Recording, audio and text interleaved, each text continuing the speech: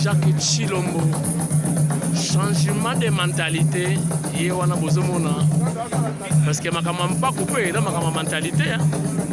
Mais mingi pe ba bosana ba bitikonia ko futa mpako. Voilà apôtre Jacques Chilombo, déjà n'a parlé du peuple. À respecter R avant Fatia Koma, il y a ça commis déjà. Donc changement de mentalité, futa mpako totonga mboka. Donc futa mpako totonga mboka ozala mwana ya Congo ozala étranger futa mpako totonga mboka. Voilà.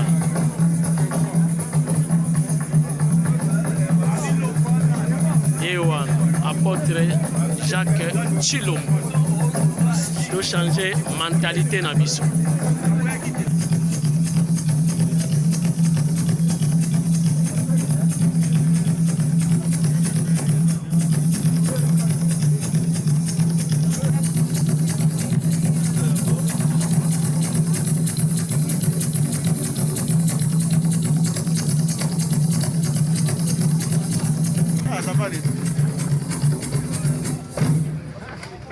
Bonjour vous êtes.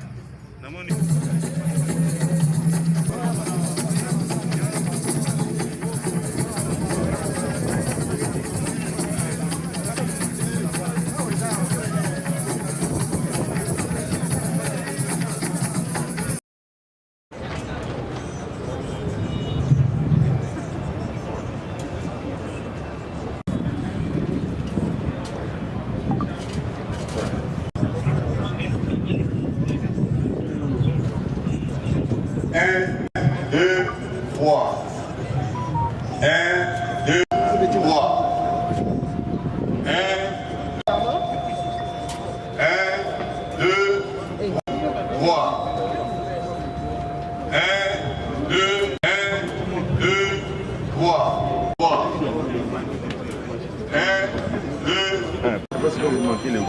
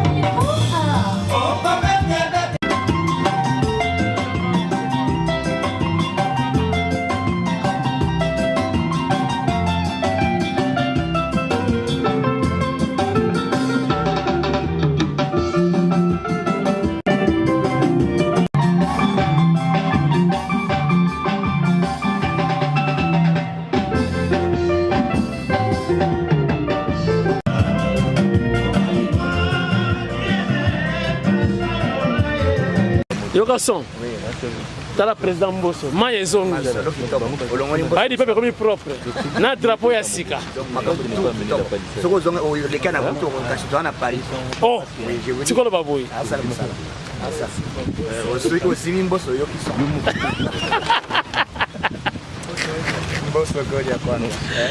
Ok, donc c'est la présidente ici. Ah ok, c'est bon, Yokason. Oui, merci. En tout cas, papi comme moi, nous ensemble. Tindika. Et Yokani. Oui, merci. Vous conseillez déjà.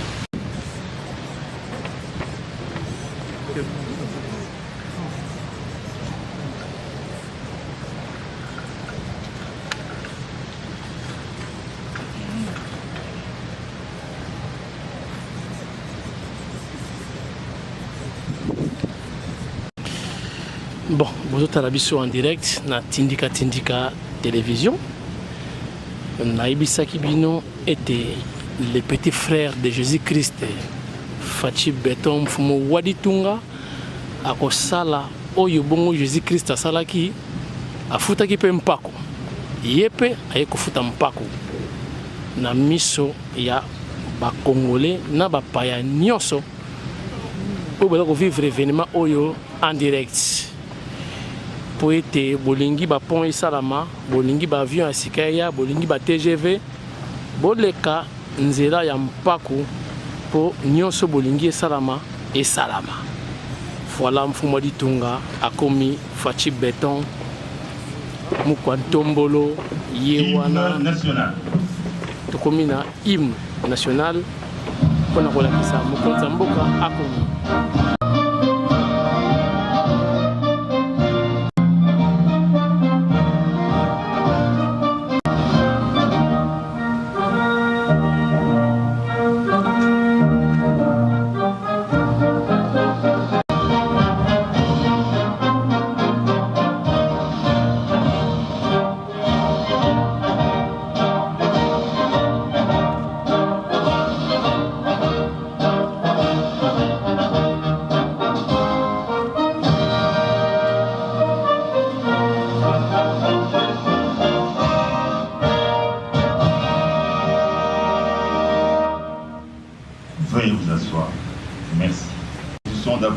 à la démocratie, excellence de la République. Excellence, Monsieur le Président de la République, ne revient plus, le coordonnateur de la CCM pour son allocution, Monsieur le Président de la République. À l'issue de votre intervention, après cette brève présentation du programme de la cérémonie et avant le discours et prise de parole,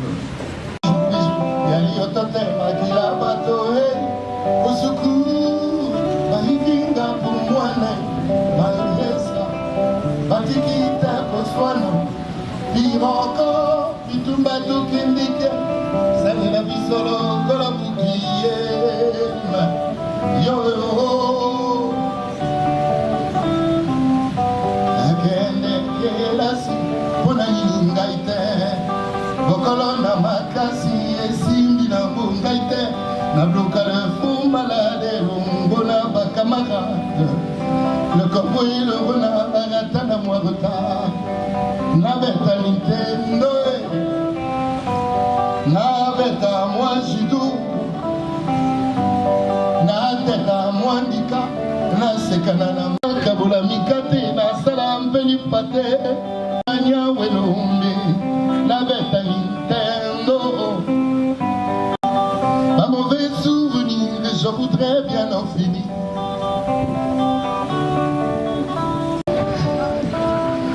Est-ce que Sindirio alia kamisolo ya l'État IGF alingue? Alingue? Est-ce que Sindirio alia IGF alingue? Alingue?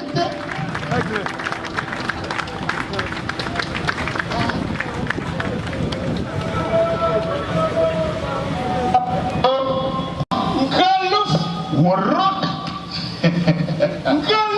Warrock. Alors, je pense que tes affaires prospèrent bien. Oh, mais bien entendu, je suis en train de le constater moi-même. Ah, ok. Comme c'est un bon constat, je pense que l'État est en train de se retrouver dans ce que tu fais. Mais bien sûr. Car je crée l'emploi et je contribue à bouter dehors le chômage. Très bonne chose. Le chômage est en train d'être bouté dehors. Qu'a dit impôt? Impôt.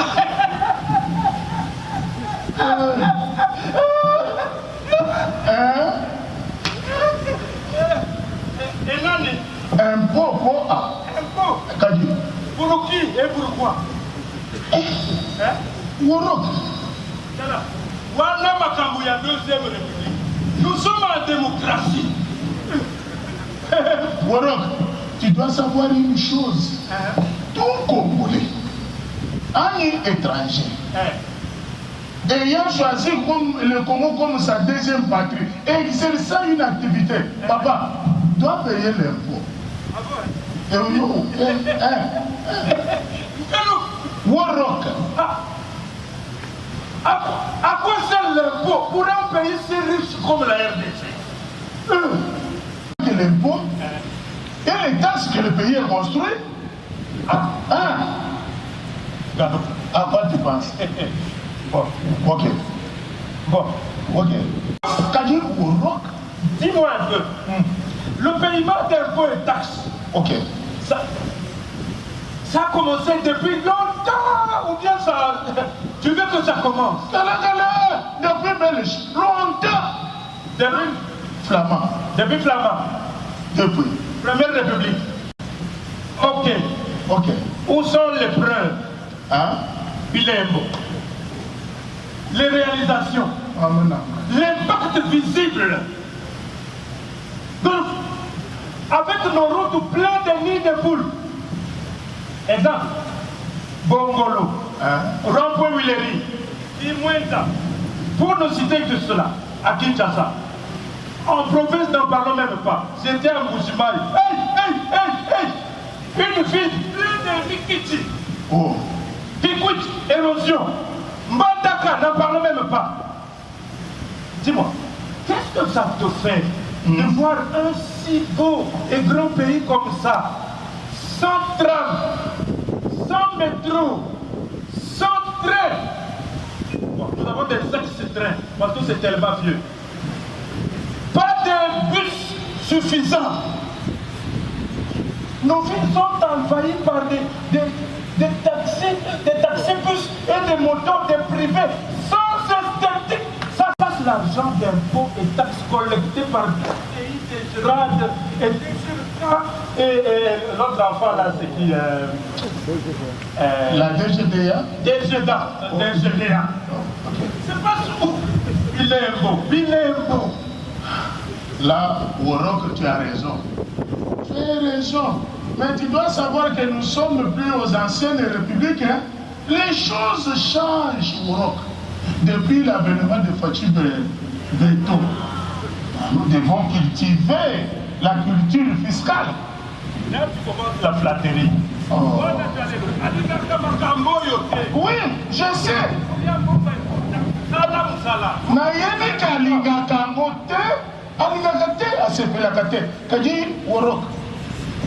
Uyebi IGF. Uyebi CCM. IGF, Leboa. CCM, Mbongono ya makanisi. Omeki, Okangami. Kaka ndenge olobi wana opeyi pa l'impôt, je scelle ton entreprise. Yebisango, mpona nini yo soko moni baza ya leta baye, obandi bana moko koliakela bango koliaka. Makambo ya opération bayaka wana toboya. Changer mentalité. C'est quand même ridicule pour un Congolais que je suis de ne pas payer l'impôt. Hein? On doit me brutaliser pour payer l'impôt pour la construction de mon propre pays. On n'a pas deux pays comme le Congo. Galop, désormais, je paierai l'impôt. Non, le changement commence aujourd'hui. Aujourd'hui. Ok. Aujourd'hui, je paierai l'impôt. Non, Worok. Il faut consigner au temps présent. Je paye. Ok. Je paye l'impôt. Soki oza na mombongo to activité soki olingi mboka futa mpako biso tokofuta mais tomona nde bilembo te bilembo ekomonana nango tomonaka mpako lokola motongishi te po bino bokoma komona mpako batongishi te soki tomesani kofuta ndeti molobi nafutaki kadi bilembo eza wa. Même le Premier ministre. Oui. Même le président du Sénat. Oui. Le Parlement. Oui. Les ministres. Oui. Les DG et PDG. Oui. C'est la loi. Quel article? De la loi. Applaudissons très fort les artistes. Les artistes associés pour le changement de mentalité. Merci beaucoup. Monsieur le Président du Conseil supérieur de la magistrature, Excellences, Mesdames et Messieurs les chefs des missions diplomatiques et représentants des organismes du système des Nations Unies, Monsieur le coordonnateur de la coordination pour le changement de mentalité, Mesdames et Messieurs, à vos titres et qualités respectives, j'ai le privilège de prendre la parole à cette historique occasion du lancement de la campagne de sensibilisation au civisme fiscal et à la gestion responsable des deniers publics. Qu'il me soit permis d'entrer de jeu. Honorable Président de l'Assemblée nationale, Honorable Président du Sénat, ici représenté, Excellences, Monsieur le Premier ministre, chef du gouvernement, Monsieur le Président de la Cour constitutionnelle, Leur Excellence, Mesdames et Messieurs les chefs de mission diplomatiques et représentants des organismes du système des Nations Unies, Mesdames et Messieurs, distingués invités à vos titres et qualités respectifs. En ce jour historique où Son Excellence M. Félix-Antoine Tshisekedi Tshilombo, président de la République chef de l'État, va lancer la campagne de sensibilisation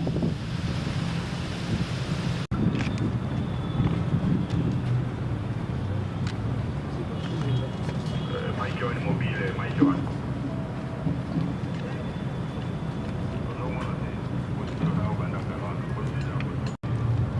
Mesdames et Messieurs, distingués invités, à vos titres et qualités respectifs,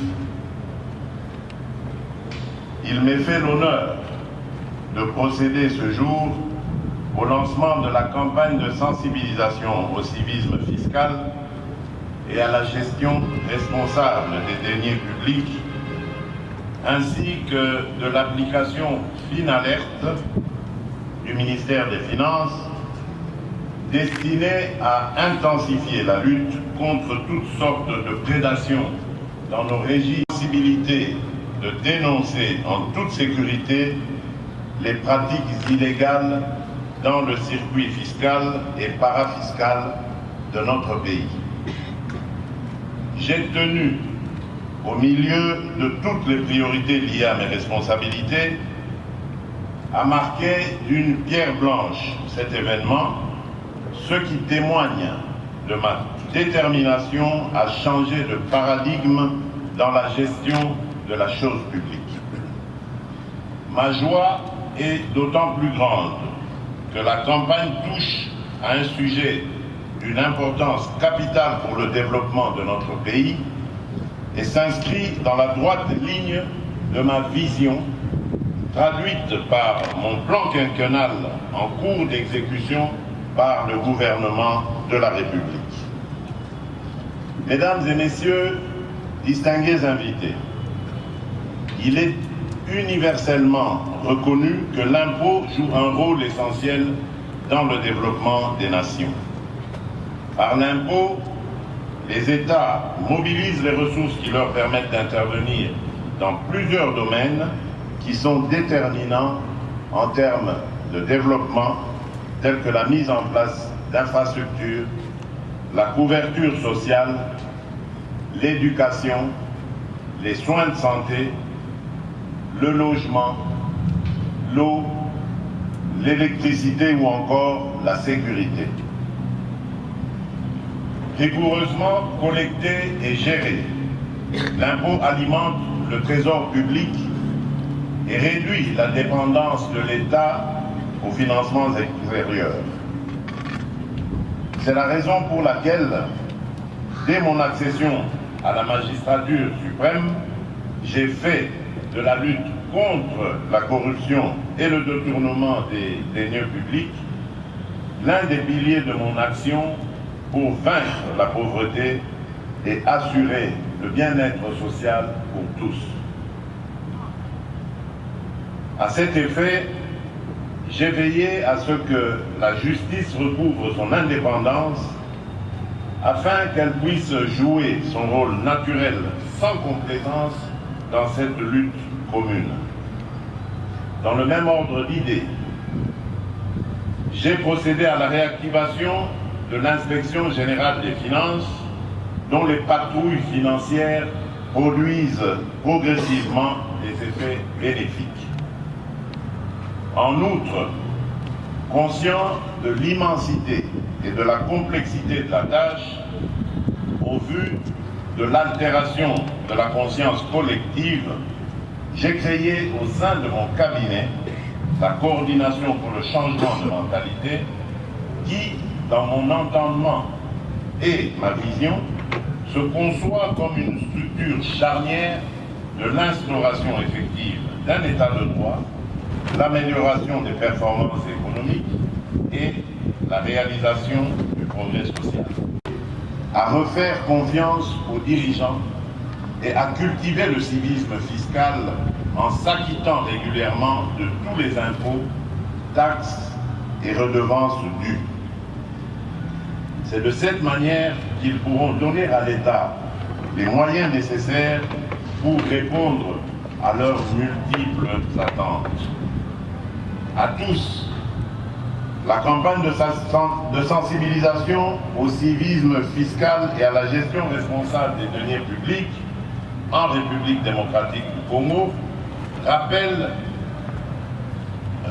les obligations légales de paiement des impôts, taxes et redevances et les bénéfices y rattachés, ainsi que les moyens coercitifs dont peuvent user les pouvoirs publics vis-à-vis des récalcitrants pour les recouvrer. Un franc succès. Vive la République démocratique du Congo. Que Dieu bénisse notre nation. Je vous remercie. Voilà, Naïbisa Kibino, Fachi Beton, Fumwa Litunga, Akosa la Kaganeng. Fumwa Litunga, Yemoko Pega de Fouta, Akonae, Muzumonati. Petit exemple, donc, le collège Jésus-Christ, moi, Yanzambe, Fouta Pempako, pour être à Kaïsala, ou Yanzambe, Yanzambe. Fumwa Litunga, petit exemple, Yemoko. Futimpako yonani oboya yonani ofutate yemoka pesi exemple tindika témoin ozomona makambo na bilili nde songi ngaya ngani te ozo vivre événement mokonzi mboka yemoko ye wana apesi exemple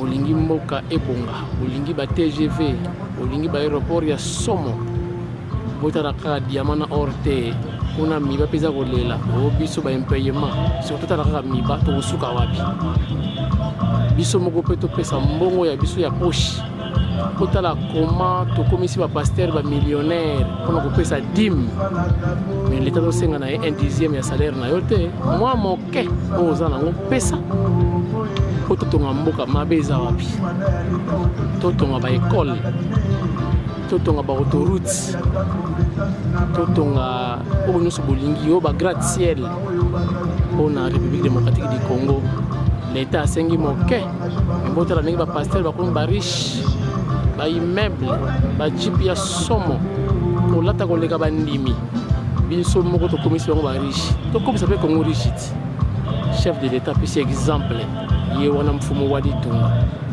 alakisi comment biso moko tokobongisa mpe mboka ye abandi. Suivez les guides ndenge mundela loba yo tikali sima etali tindika zola kusabino ndenge makambo esalamaka yango wana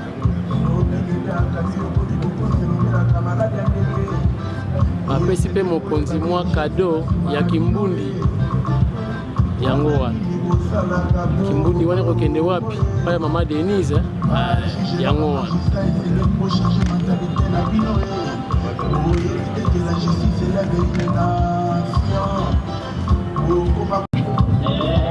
Mfumo Litunga uti na DGI aesibo na DGDA bastand yo basali e ayekolakisa bino exemple yo mpe kokokana te landa omokoya kosala okobenga na Ainsi, président de l'Europe, président.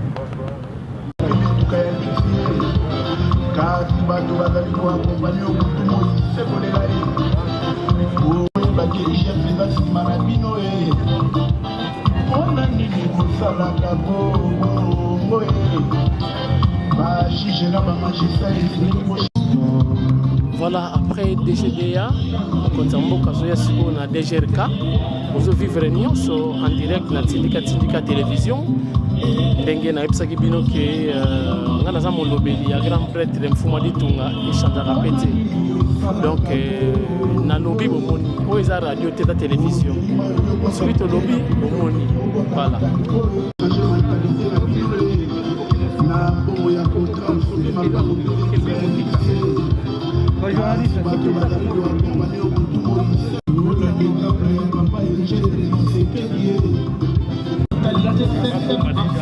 Voilà, donc on est presque dans Souka, il y a événement à l'élo.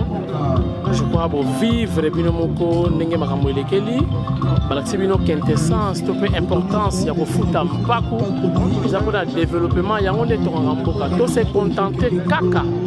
Na ba minéralité biso moko pe to ko mboka kaka ndenge to bongisi ba pasteur ne ba pasteur ba ko ba riche to ko bongisa pe mboka pe ko mi riche koleka ande ona ba minéré kaka na oto ko za moke to ko contribuer ba to ngape mboka koleka tala ba pasteur ndenge ba to be église à danger bazo ta danger koleka biso moko ko za la pe bien biso moko pe to pesa quelque chose pour être mboka oyetongama davantage souci nyonso tozana yango ekosila na ngonga mokuse kaka na volonté kotsala boko na poche sunga kaka ndenge ezalaka à suivre.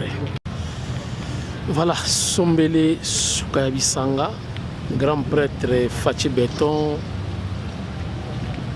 Fumu Waditunga, Asilisi Akei, apesi exemple comment tout fout à impôt pour le développement Yamboka, total rara diamanté, n'a pas cuivre, n'a pas manganèse, tout la rara dessus. Ah, bah, je suis dans le commune de mine, ou privé, mon toit simbaïti. Aux élèves à mine, tout la linzala. Pesa, il y a un moment où était impôt et faire développer Mboka Nabiso. Voilà, tout comme Souka, merci. Cette campagne de sensibilisation au civisme fiscal et à la gestion responsable des biens publics, c'est quelque chose qui me tenait à cœur depuis de longues années. Et en échangeant avec le président de la République et le coordonnateur Jacques-Aurélien de la SSM, en plein début de notre mandat, nous savions déjà qu'on allait le faire. Et on a mûri la chose et voilà, c'était le bon moment. Nous avons lancé cette campagne. La caravane va aller dans différents axes dans la ville pour justement marquer dans une stratégie de communication de proximité, marquer la journée. La population quinoise doit savoir qu'il y a une période, une époque qui passe à une autre époque, celle d'une gestion responsable. On n'a pas voulu parler de gestion orthodoxe, parce que dans l'orthodoxie, on reste que dans les principes et dans les règles du métier, mais au-delà de l'orthodoxie, nous avons voulu marteler sur la responsabilité, l'éthique, la morale, les valeurs. C'est fini le temps de l'impunité, c'est fini le temps où les gestionnaires des deniers publics ne se sentaient redevables à personne. Ici, on va mettre un accent très fort sur la redevabilité. Le but de cette caravane dans la ville aussi, c'est de remettre le point de contact entre la population et l'État. Dire que oui, nous pensons à vous, mais vous avez aussi les devoirs que vous devrez accomplir pour que la nation aille plus loin et que vous devriez aussi. Est-ce qu'il y a d'autres? De changer mentalité, na boutique en quoi qualité, bidon au soto, na bakanivo, mais na babalabala, il faut soit